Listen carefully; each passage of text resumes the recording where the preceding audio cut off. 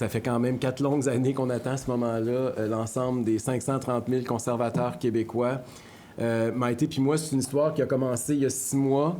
Je l'ai courtisé ouvertement, vous n'avez entendu parler. On y a été graduellement, on a pris notre temps.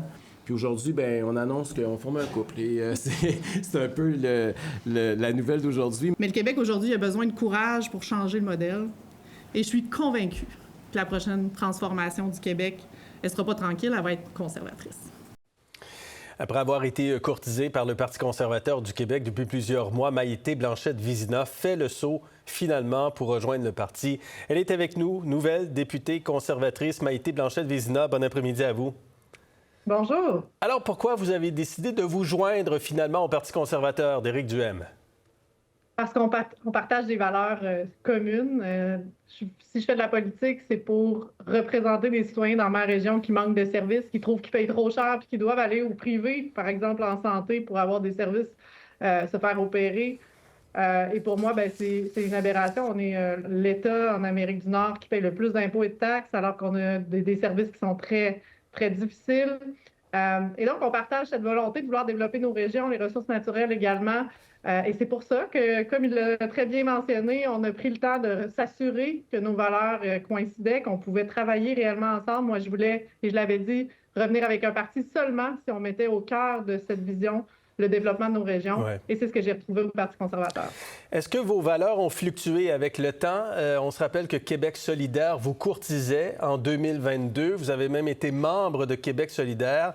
Comment on passe de membre de Québec solidaire à député du Parti conservateur du Québec? Soyons très clairs, le seul parti pour lequel j'ai milité, c'est la Coalition Avenir Québec.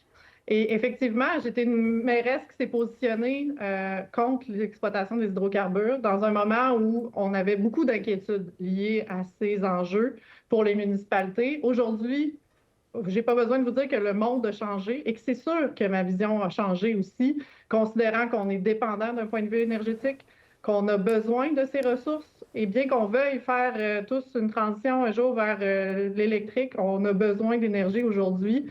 Et plus que jamais, cette dépendance nous nuit. Alors oui, ma vision, elle change. Elle a changé parce qu'on en a besoin aujourd'hui dans la réalité comme on la connaît maintenant. Mais vous confirmez que vous avez été membre de Québec solidaire. Bien, écoutez, moi, j'ai été membre de certains partis parce que je voulais m'informer. Mais comme je vous le dis, j'ai toujours milité uniquement pour la Coalition Avenir Québec, qui est une coalition et qui regroupe des gens de diverses origines. Mais vous avez déjà dit dans le passé que vous étiez membre, vous avez été membre de Québec solidaire et même que Sol Zanetti vous avait approché, n'est-ce pas? Tout à fait. Ils m'ont... je pense qu'une candidature visiblement comme la mienne attirait certains partis. J'ai choisi la Coalition Avenir Québec parce que c'était une coalition avec une vision conservatrice également, parce que je partage, et depuis toujours, des valeurs conservatrices d'un point de vue fiscal. Et ces valeurs, je les retrouve maintenant aujourd'hui chez les conservateurs. On a vu que la CAQ n'a pas fait ce qu'elle avait à faire d'un point de vue fiscal. Et pour moi, c'est pour ça que je vais rejoindre le Parti conservateur. C'est ces valeurs-là que je retrouve également chez les conservateurs. Il y a pas si longtemps dans le passé, vous avez dit avoir des valeurs un peu à gauche et d'autres un peu à droite. Donc, je présume que les valeurs de droite que vous avez en vous allez les retrouver au Parti conservateur. Est-ce qu'il y a des valeurs de gauche au Parti conservateur? Bien, je pense que c'est le progressisme dont on peut parler. Comme plusieurs femmes, je suis empathique. Il y a certaines situations qui, pour moi, la droite, disons, très ferme d'un point de vue social, me rejoint moins. Mais je pense que les conservateurs, on n'a pas à être gênés.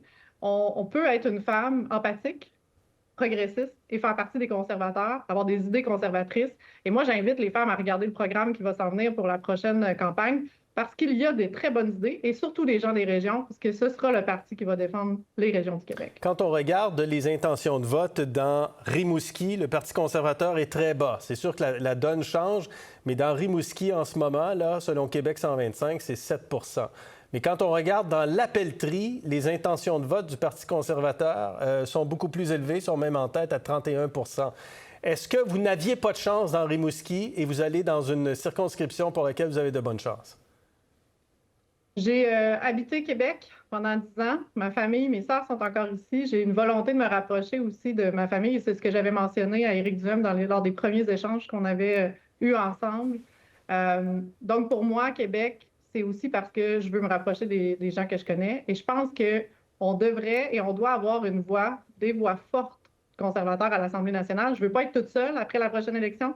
Je voudrais que d'autres soient là. Je voudrais être là aussi, mais je pense qu'on a besoin d'avoir cette voix conservatrice à l'Assemblée nationale qui soit entendue. Vous aviez dit que vous seriez indépendante jusqu'à la fin de votre mandat. Pourquoi vous avez changé d'idée? Bien, il devenait clair, lorsque j'avais terminé ma réflexion, que ce serait, je pense, de mentir à mes citoyens que de faire campagne pour un parti de soir puis de demeurer indépendante alors que j'avais pris la décision de me rendre et de me joindre aux conservateurs. Donc, c'est par authenticité envers tout le monde. Mais ces valeurs-là, je porte les mêmes, je n'ai pas changé. C'est le développement des régions qu'on retrouve chez les conservateurs. Et je pense que c'est ce que je vais continuer de défendre jusqu'à la fin du mandat. Et soyez assurés que je vais défendre mes citoyens avec la même vigueur, la même fougue que vous me connaissez jusqu'à la fin du mandat. Maïté Blanchette-Vézina, merci d'avoir été avec nous. Ça m'a fait plaisir. Bonne journée.